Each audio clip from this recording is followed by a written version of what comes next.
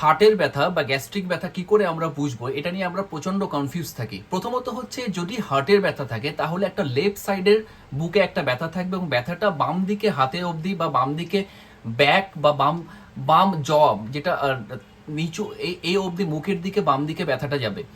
যদি গ্যাসের ব্যথা থাকে তাহলে এপিগ্যাস্ট্রিক রিজনে একটা ব্যথা থাকবে এবং কোনো রকম ভাবে ব্যথা রেফার করবে না।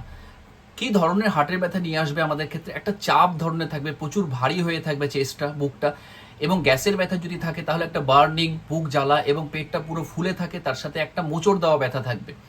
সাধারণত হার্টের ব্যথা কখন বেশি বাড়ে, যখন কোনো কাজকর্ম করতে গেলে বাড়ে, বা স্ট্রেস, কিছু মানসিক চাপ যদি নেওয়া যায় তখন বাড়ে, এবং ঠান্ডার সময় বাড়ে, রেস্ট স্পেশালি রিলিভ হয় ভালো থাকে রেস্ট নেওয়ার পরে।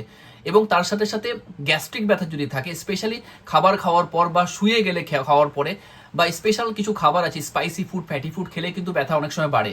হার্টের ব্যথার সঙ্গে আর কিছু সমস্যা থাকে, যেমন একটা শ্বাসকষ্ট টেন্ডেন্সি অনেক সময় থাকতে পারে, প্রচুর ঘাম হতে পারে, মাথা ঘোরার টেন্ডেন্সি থাকতে পারে, প্রচন্ড অল্পতে দুর্বল ভাব থাকতে পারে, এবং তার সাথে সাথে বুকটা ধড়ফড় থাকতে পারে।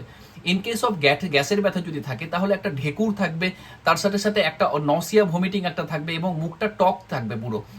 এবং হার্টের ব্যথা কোনো রকম ভাবে অ্যান্টাসিড বা গ্যাসের ওষুধ খেলে কোনো রকম ভাবে কমবে না, যেখানে গ্যাসের ব্যথা অ্যান্টাসিড খেলে কমে যাবে। আরো প্রচুর ভিডিও দেখার জন্য ইউটিউবে আমি কমেন্টে ইউটিউবে লিংক দিয়ে দিচ্ছি, আপনারা আরো ডিটেলস অনেক ভিডিও দেখতে পারবেন।